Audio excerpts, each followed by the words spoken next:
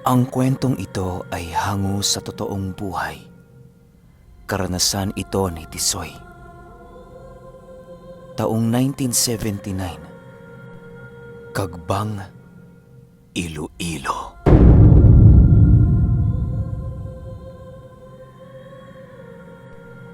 Itong mga panahong ito, kasalukuyang nagtatrabaho itong si Tisoy bilang isang magsasaka sa Kagbang. Paminsan-minsan, nangingisda din naman itong si Tisoy sa tuwing nadadapo siya sa dalampasigan ng Iloilo. Nag-iisa na noon sa buhay itong si Tisoy sa kadahilanang maaga pang sumakabilang buhay ang kanyang mga magulang. Wala rin siyang malalapitan sa kanilang lugar. Gawa ng hindi talaga sila orihinal na tubong Kagbang. Kumbaga, dayo lamang sila sa lugar na yon.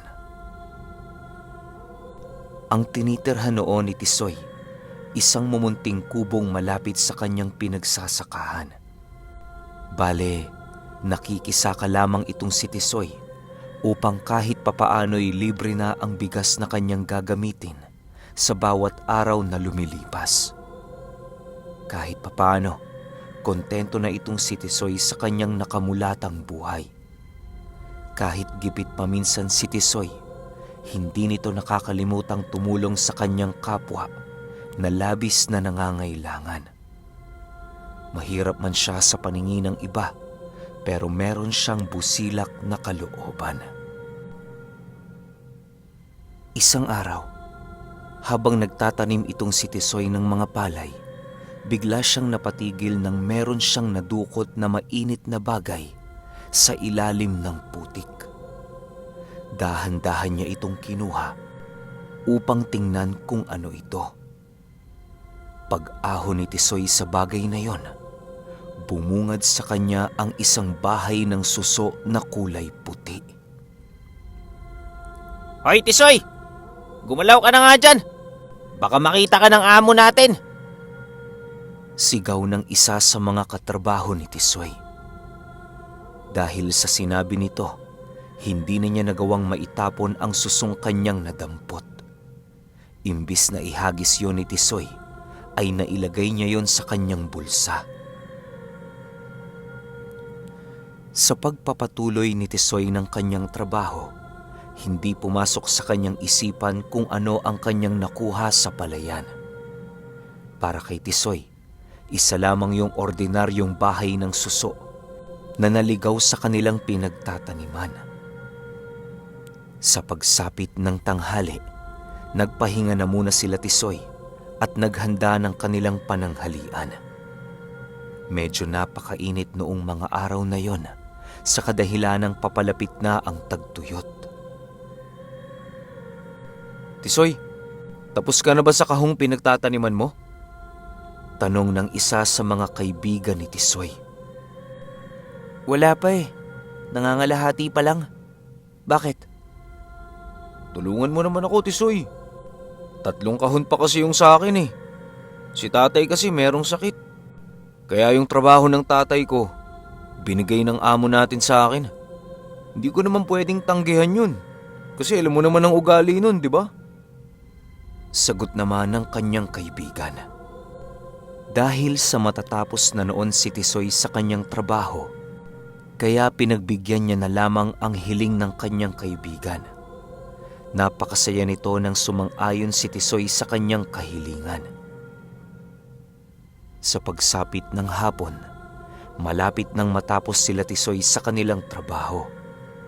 Pagod man sa pagtatanim ng palay, hindi ito hadlang para kay Tisoy upang makatulong.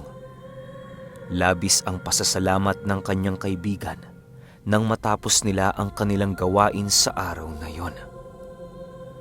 Sa susunod na araw, wala na silang mabigat na trabaho, gawa ng maghihintay na lamang sila ng pag-usbong ng palay at mag-aayos ng mga irigasyon. Mag-uumpisa na din silang maglagay ng mga panakot sa taniman upang hindi mapagpiestahan ng mga ibon ang palaya ng kanilang amo. Matapos ang trabaho nila Tisoy, binigyan naman sila ng nararapat na sahod ng kanilang amo. Tuwang-tuwa noon si Tisoy, gawa ng mapapasarap ang ulam niya sa pagsapit ng gabi. Nais niya kasing kumain noon ng nilagang manok na halos ilang buwan na niyang hindi natitikman. Puro okra at talong lamang kasi ang nagiging ulam ni Tisoy sa bawat araw, gawa ng yun lang naman ang tanim niyang pwedeng mapakinabangan. Ang mga kalabasang kanyang tanim ay medyo may katagalang mamunga na halos abutin ng ilang linggo bago mamulaklak. Bago bumalik si Tisoy sa kanilang bahay, pinili na muna niyang dumaan ng bayan upang bumili ng isang manok. Sapat na ang buong manok na yon sa isang linggong ulam ni Tisoy. Ang iba sa mga parte ng manok ay gagawin niyang adobo upang hindi agad ito mapanis. Matapos makapagluto ni Tisoy, pinili niyang magpalit na muna ng damit. Habang siya ay nagpapalit, biglang pumasok sa kanyang isipan ang susong na ilagay niya sa kanyang bulsa. Pagkuha ni Tisoy sa suso, tinitigan niya ito ng mabuti upang tingnan kung merong susong naninirahan sa bahay na kanyang nakuha. Pagsipat dito ni Tisoy, laking gulat na lamang niya na imbis buhay na suso ang kanyang nakita, ay isang maliit na batong hugis bilog na maihahalin tulad mo sa isang tumigas na tubig. Gulat na merong pagkamangha ang naramdaman noon ni Tisoy nang makita niya ang loob ng susong kanyang nakuha.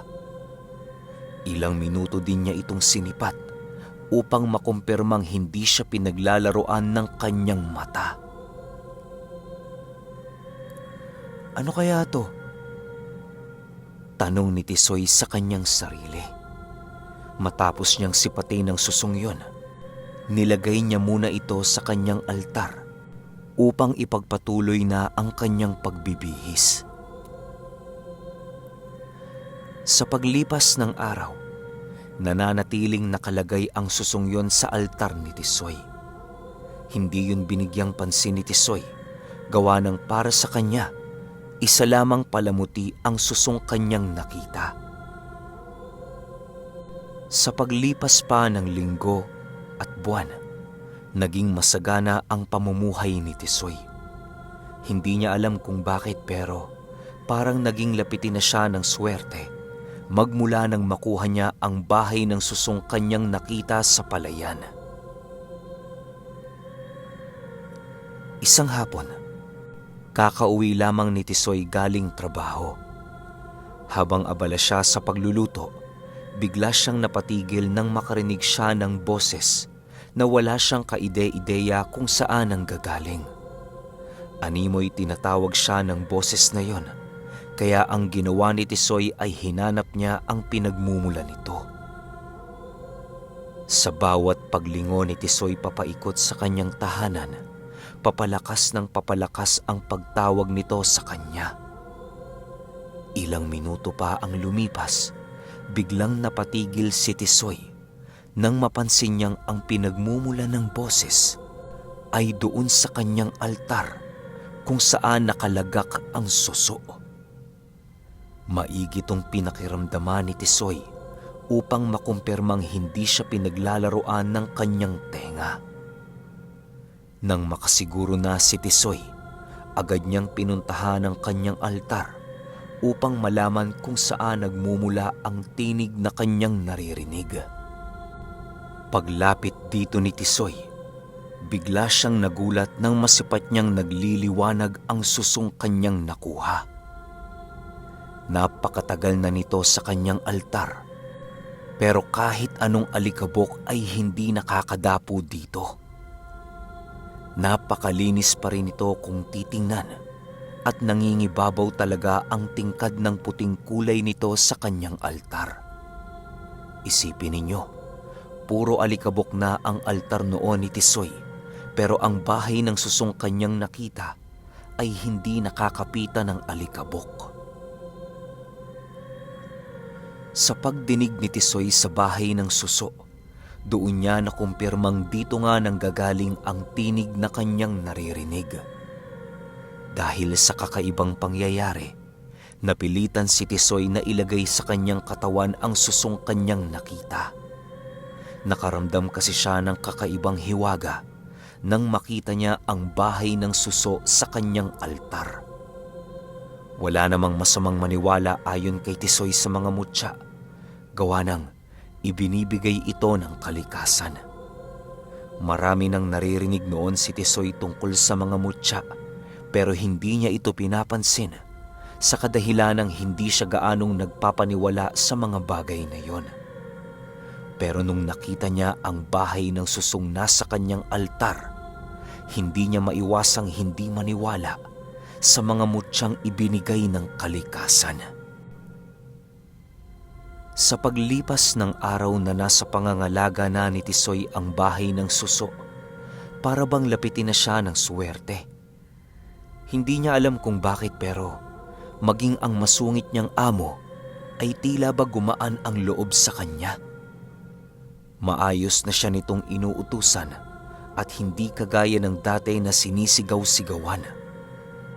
Kahit minsang hindi nagtrabaho si Tisoy, merong dumarating sa kanya na pagkain na pinapadala ng kanyang kapitbahay.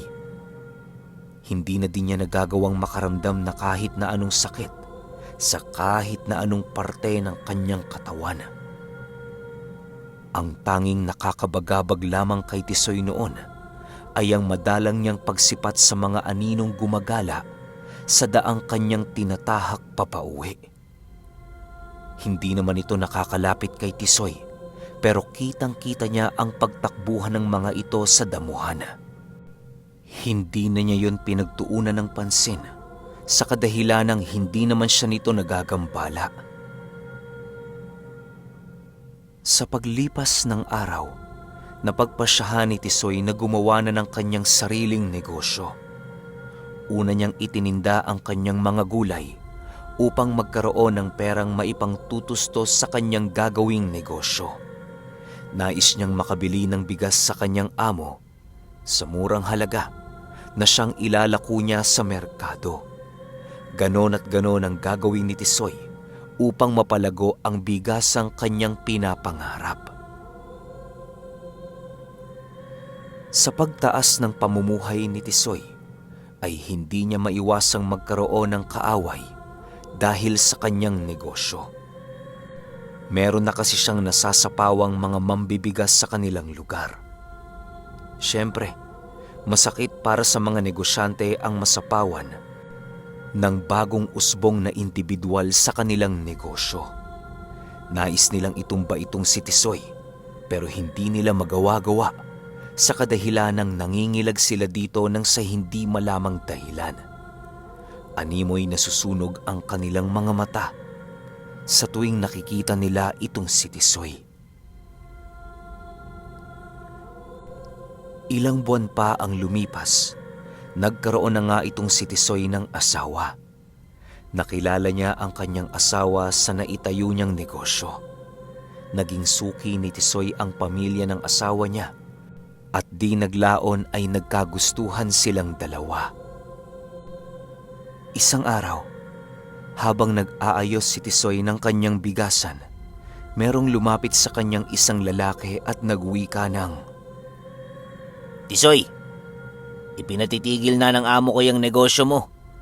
Kapag hindi mo sinunod ang aming nais, sementeryo ang babagsakan mo. Masyado ka nang nakakaapak ng mga malalaking tao. Kinausap kita ng harapan para hindi ka na mapahamak pa. Siya nga pala, hindi mo ako kalaban ha. Napag-utusan lang ako. Sabihin mo sa amo mo na namumuhay ako ng payapa. Wala akong inaargabyadong tao at mas lalong wala akong inaapakang tao. Nakadepende sa mga mamimili ang kanilang pasya kung saan sila bibili ng kanilang kakainin sa bawat araw. Sagot naman ni Tisoy. Hindi madaling matinag si Tisoy ng isang simpleng pagbabanta lamang. Alam niya kasing kagagawan lamang yon ng mga taong merong inggit sa kani-kanilang mga balat. Pagsapit ng hapon, habang nag-aayos si Tisoy ng kanyang tindahan, biglang merong dumating na mga armadong tao. Nag-iisa lamang noon si Tisoy sa kanyang tindahan, gawa ng papasara na nga ito. Pagtitig ng mga taong yun kay Tisoy, bigla nitong pinaulanan ng bala ang kanyang tindahan. Halos maligo noon ng bala si Tisoy dahil sa daming tumamang tingga sa kanyang katawan. Agad din namang iniwan ng mga kalalakihan noon si Tisoy, gawa ng ang buong akala nila ay patay na itong humandusay sa lupa. Sa pag-alis ng mga armadong lalaki, ay ang pagsigaw naman ni Tisoy ng napakalakas dahil sa sakit ng basyo ng mga balang tumama sa kanyang katawan. Maigi niyang kinakapkap ang kanyang sarili bago siya tumayo upang alamin kung meron siyang natamong tama. Wala namang iniindang pamamanhid noon si Tisoy, kaya napagpasyahan niyang tumayo na sa kanyang pagkakahiga. Gulat na gulat noon si Tisoy sa kadahilanang ang mga balang tumama sa kanya ay nagsitalbugan lamang sa kanyang katawan. Wala ni isa sa mga bala ang nagawang tumagos sa katawan noon ni Tisoy. Labis-labis na lamang ang pasasalamat ni Tisoy dahil sa pagbigay sa kanya ng Panginoon ng pangalawang buhay. Alam ni Tisoy na napaka-imposibleng mangyari ang ganong kaganapan, lalo na't baril ang tumama sa kanyang katawan.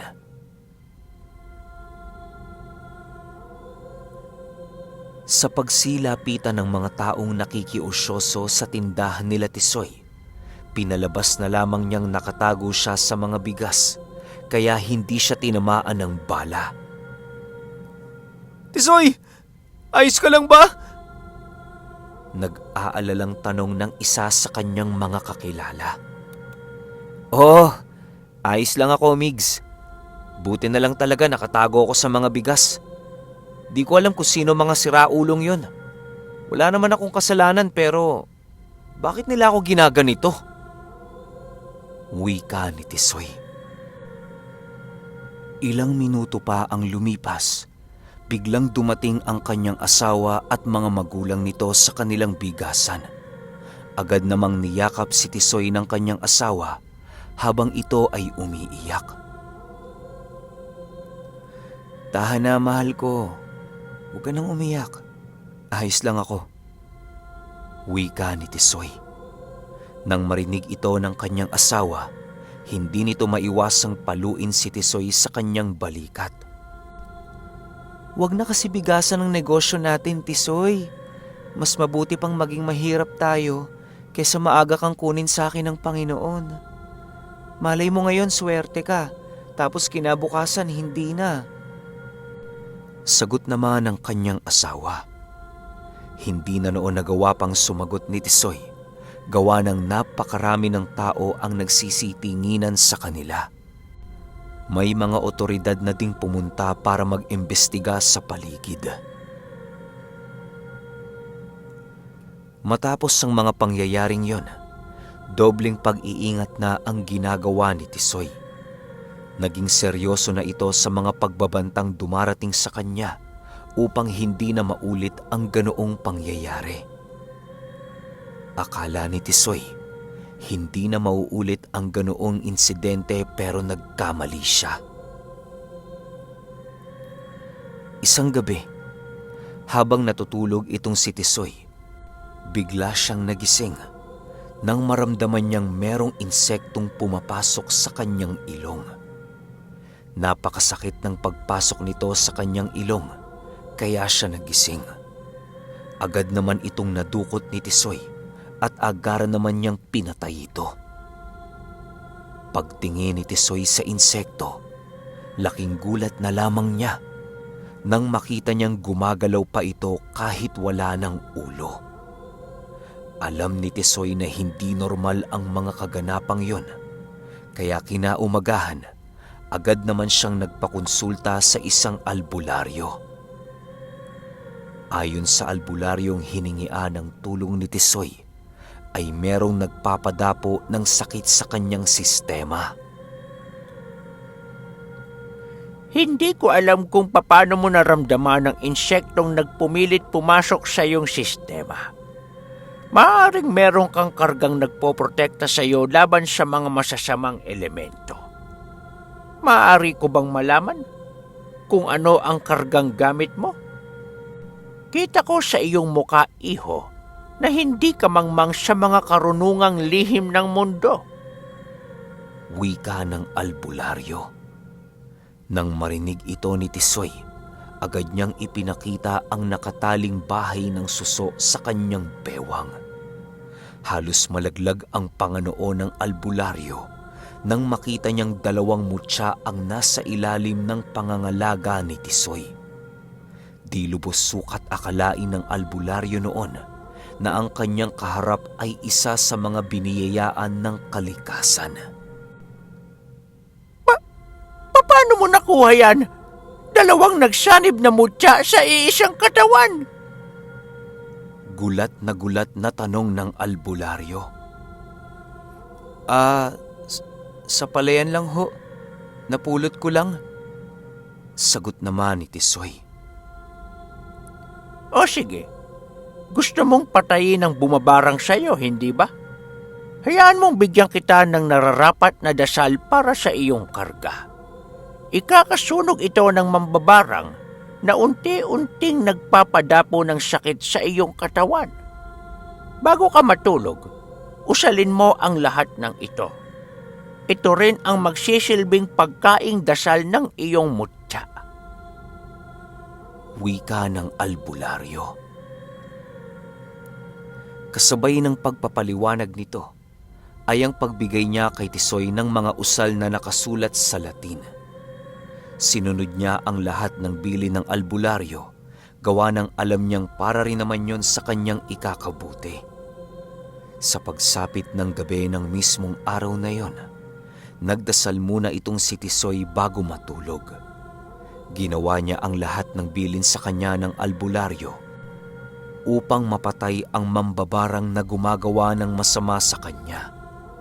Sa paglipas ng gabi na yon, hindi na nakaramdam si Tisoy ng kakaibang nilalang na nagpupumilit pumasok sa kanyang sistema.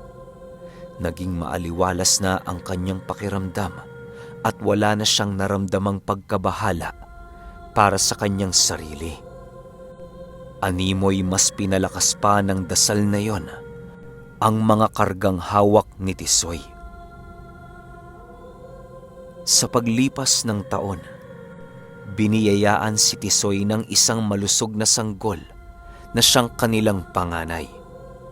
Nagsunod-sunod noon ang pagkakaroon ng anak nila Tisoy hanggang sa magkaroon sila ng 7 anak.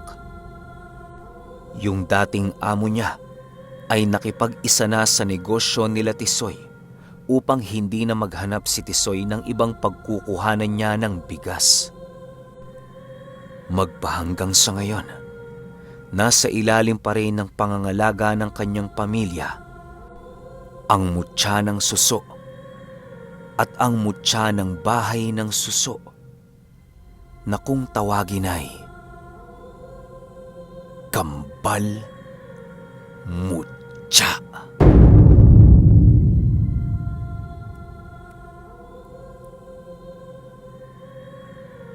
Okay, opinyon ko sa kwento. Alam ko karamihan sa mga OG subscribers ko na nakafollow sa page ko, alam na kung ano yung mutya ng suso. Pero yung mutya ng bahay ng suso, ngayon ko lang narinig to eh.